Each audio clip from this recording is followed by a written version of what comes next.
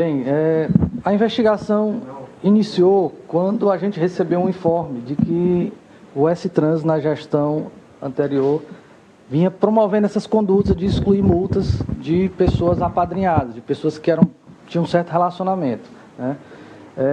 O estopim desse fato ocorreu, na verdade, quando o coronel Edivaldo foi abordado por um particular agradecendo da exclusão da multa. O coronel Edivaldo estranhou aquilo porque ele não tinha dado ordem para aquele tipo de conduta, né? Foi quando ele assumiu em fevereiro e isso veio à tona final de junho. E ele pediu uma auditoria dentro dessa atividade para que servidores pontuassem o que houve de exclusão indevida de multa no período que ele assumiu, né? Que foi de fevereiro a junho. Eu quero ressaltar que tudo isso veio à tona depois da própria percepção do coronel. Foi ele que identificou. A auditoria identificou que haviam servidores terceirizados que executavam essas ordens. Eram servidores terceirizados com o chefe de setor comissionado que executavam, que seguiam ordens. A gente trabalhou o S-Trans dentro dessa nova gestão, no final da anterior, repassou esse relatório, identificamos esses servidores que faziam esses comandos no sistema de exclusão de dados. O que foi constatado foi um verdadeiro improviso, né? Não havia sequer formalização em muitos pedidos. Eram inseridas placas de veículos que sequer haviam formalizado o pedido, né? Para justamente beneficiar esse grupo. Alguns ouvidos chegaram até a apontar que recebiam bilhetes, anotações manuscritas com placas de veículos e diziam: é ordem de determinado órgão, é ordem da secretaria A, B, C, de gabinete A. Enfim, eles executavam ordens, esses comandos recebendo ordens superiores.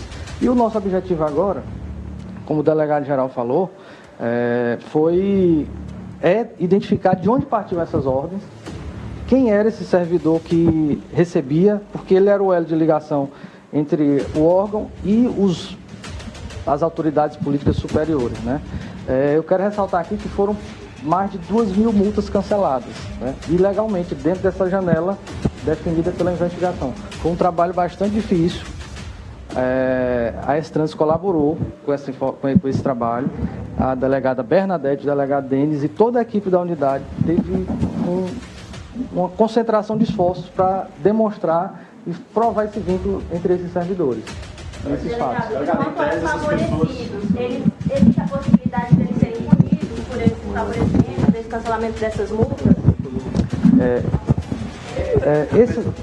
Repete a pergunta. Quanto aos favorecidos, existe a possibilidade de eles sofrerem algum tipo de punição, né, por não terem pago essas multas? Certamente a gente vai identificar.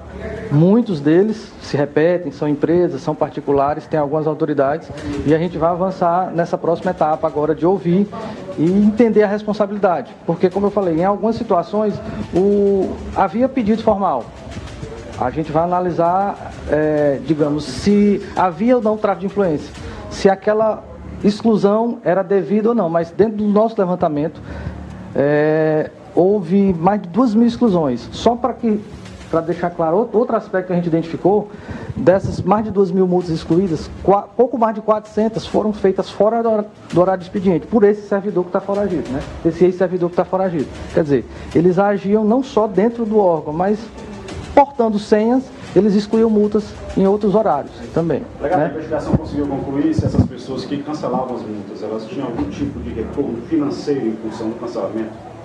A gente identificou que, segundo informes, né, que havia pagamentos de quantias, pequenas quantias, mas algumas em espécie, principalmente para esses terceirizados que cediam, que faziam a exclusão das multas no sistema, né, que executavam, mas pequenas gorjetas. A gente quer identificar agora, digamos assim, de quem partiu essas ordens, quem eram essas pessoas que, digamos assim, se valeram desse grupo para excluir esses dados do sistema do S-Trans. Delegado, quantas pessoas estão envolvidas nesse esquema e quantas pessoas já foram ouvidas?